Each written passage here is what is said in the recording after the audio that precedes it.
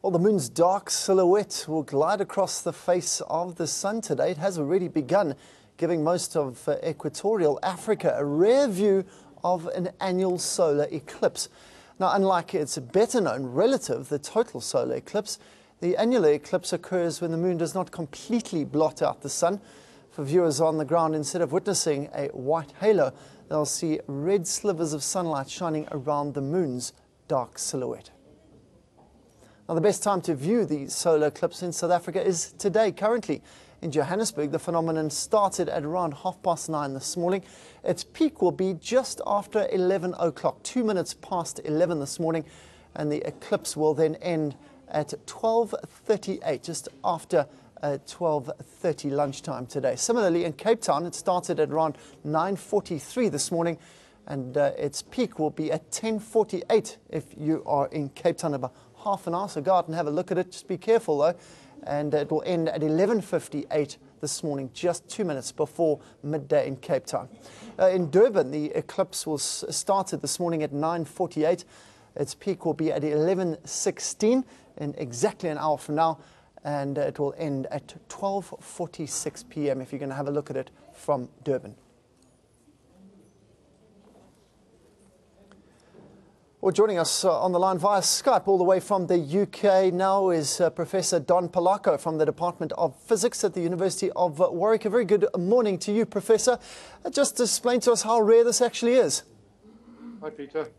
Well, you probably get about 2 or 3 eclipses, total eclipses, or annular eclipses a year. But the thing is, to actually see one of these, you have to be in a very specific place. You can see partial eclipses of the sun very frequently, maybe a few more times a year, and they can be seen from large areas of the planet. But the full annual eclipse or the total eclipse, you have to be in a very specific place. Explain to us, are you able to tell us how fast this is actually going, let's say in kilometers per hour? Yeah, I mean, it's actually amazing. If you go to a total eclipse, and remember, in South Africa, in the last decade, you've had 2, okay, and that's very unusual. But if you can stand on a mountain and see the shadow of the moon coming towards you, it's moving at about 18,000 kilometers an hour. Wow. So it's pretty fast. Wow, that's incredible. Just explain to our viewers who don't understand what is actually happening right now. Okay, so as you know, the sun goes around the Earth. Sorry, the Earth goes around the sun, and the moon, of course, goes around the Earth. Planets themselves, like the moon and the Earth, don't give out any light of their own. And that's why as the moon goes around the Earth, it's just reflecting the sunlight, and we see a change in the shape of the moon as we see different parts illuminated by the sun. So there will be a time where the moon is between us and the sun. And at that time, if the orbits are exactly in the right plane together, we'll see the moon pass across the face of the sun. Now, by a freak of nature, it turns out that the moon is about the size of the sun in the sky. In fact, it's really not. The sun is about 200 times the size of the moon, but the moon is 200 times closer. So they appear about the same size. But the other thing is that the moon's orbit around the Earth is not quite a circle. It's like a flattened circle, an ellipse, we call it. And so because of that, sometimes it's a little bit closer to the Earth at new moon than at other times. And at this particular point now, the moon is actually quite far from the Earth, relatively speaking. And so the size of the moon is not quite the same size as the sun. So we see a ring instead of a total eclipse. No, it can be quite dangerous. What are the best ways to actually go and look at it? What would you need to do? Yeah. So you always have to remember that even a small fraction of the sun's light, if you stare at it, it's going to be dangerous. So the best thing to do is things like use welder's glass, any kind of dark glass that will block out some of the light, but don't stare at it directly.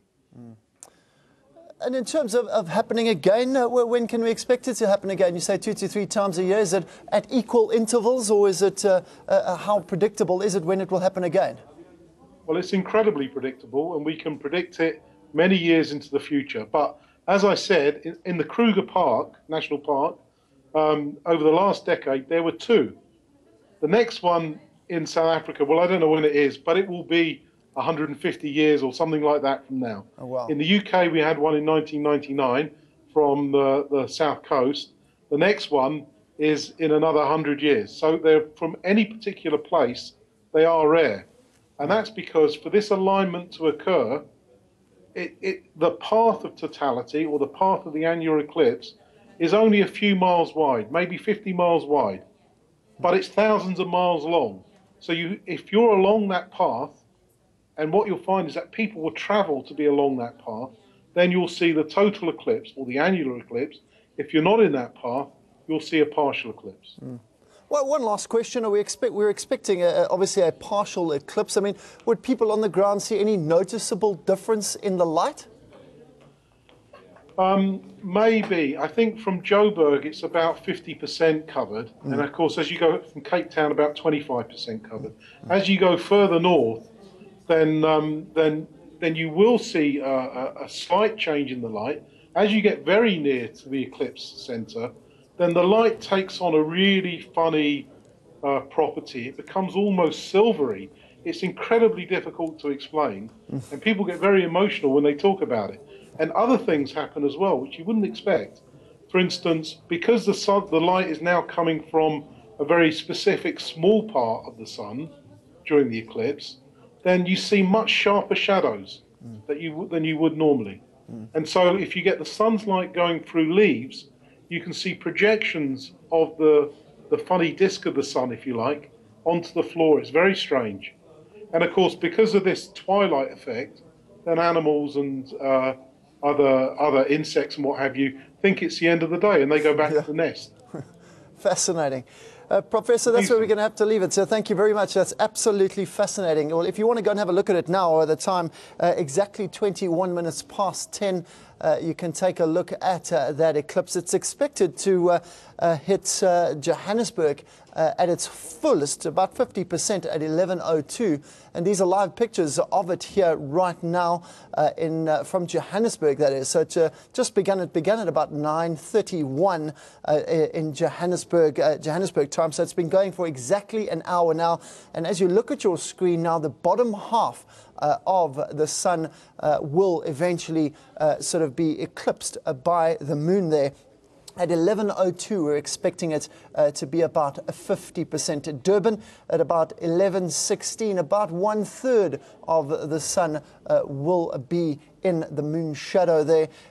Polokwane, almost just slightly more than 50% there, just after 11 o'clock at about 5 minutes past 11. So it moves fairly slowly in our time, but as the professor's saying there, moving at about 60,000 kilometers an hour. So very, very quick there. Polokwane, 11:03, you're expected a 50% shade between the moon and the sun. We're keeping a track for you.